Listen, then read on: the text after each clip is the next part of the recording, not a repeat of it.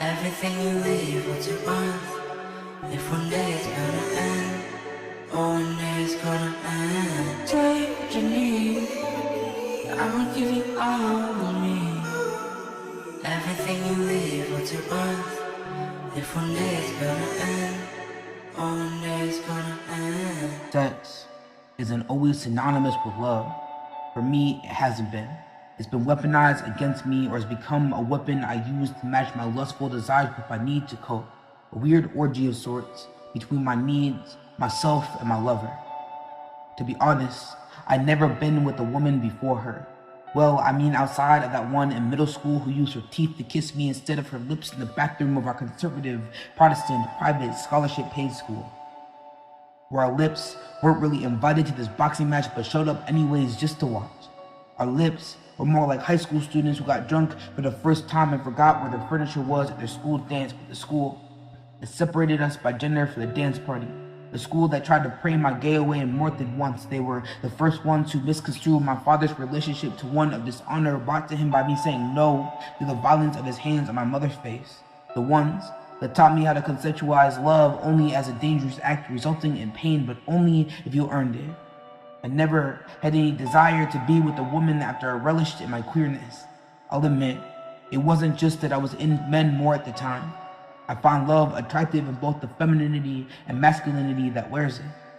It is fluid where it lands. In reality, my queerness had not much to do with my hesitancy at all. I was just afraid. I was afraid of being the man I was raised to be, a man just as abusive as the men who taught me what masculinity was through the violence towards the masculinity and the gender I now hold. To love a woman meant I had to be everything our fathers could never be and avoid everything our fathers had shown us men were supposed to be, and that scared the hell out of me. And I've never known a man that could be all of that, all the time, all at once. Yet all at once, the meanings behind the word I love you shifted when I noticed I was falling for her. The true meaning of the word techehela, the Lakota word loosely translated as I love you, but to my ancestors mean I would suffer for you.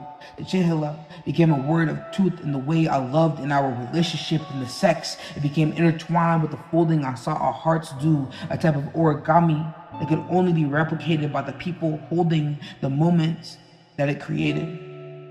The word is an offering of suffrage, and it became synonymous with the love that exchanges kissing with dancing in the kitchen, waiting for the oven timers to ding the band-aid to the world where the movie nights, when all the little quirks made us laugh, all of those little moments that were the match to set our souls on fire, a bonfire at 3 a.m. in the bed we had cuddled on in love and anger and sadness and exhaustion and laughter, a bed we shared our scary decisions in, and where we planned our vacations, where we laughed and cried and farted our hearts out. The bed where I picked out the ring I still have yet to give anyone. When I stopped, looked deep into her eyes for the first time, I said that offer of sacrilege, I love you. It became synonymous with the first time I said it to anyone, and my soul meant it. A pledge to give you all of me, and the sex, it shifted when our heartbeats matched, and so did our exhale, my body starting to slowly melt with the beat of her heart, the shift of our drums playing the same tune our ancestors danced to, the heartbeat of my world merged with yours. It all became the world in which you were my queen to my king, in our kingdom. The hardest part of the breakup I never wanted to have happen. It was not the love that was lost. It was what the love lost did to everything I knew myself to be. It was not just a loss of someone I love. It was not just the absence and the presence of mind, body, soul, and spirit. It was the disconnection of a part of myself that you took with me. I lost me in the hope of us, and I never got them back. That disconnection of us was a pain worthy of a scream I've only let out once or twice before.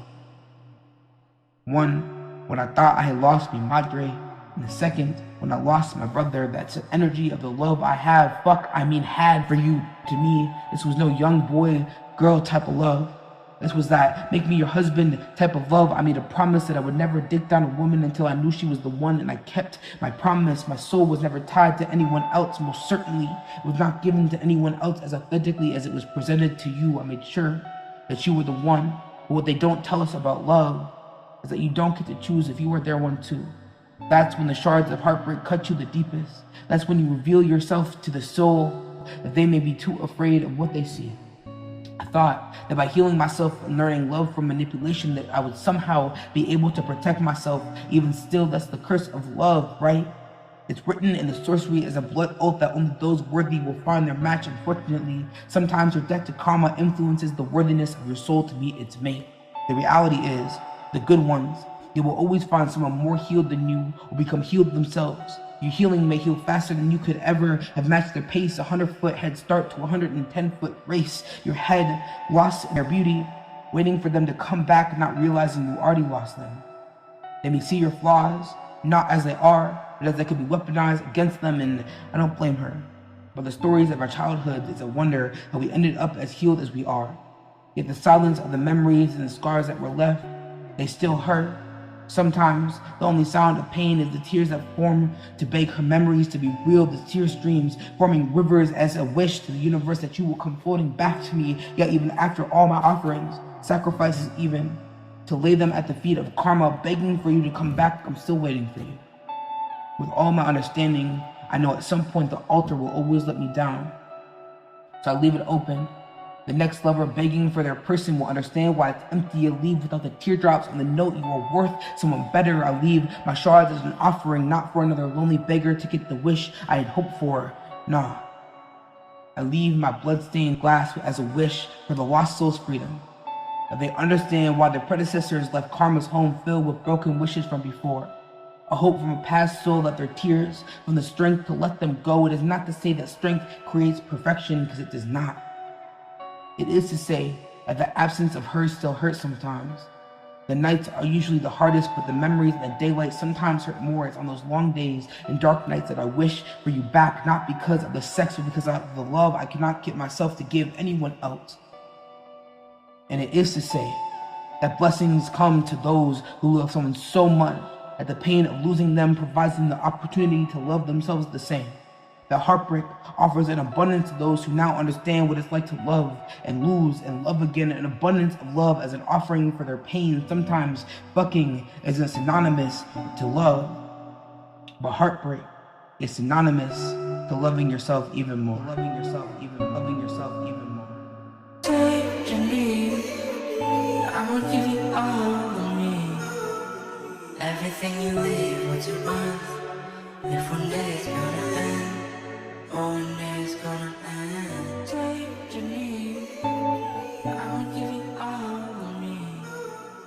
Everything you leave, what you want. If one day it's gonna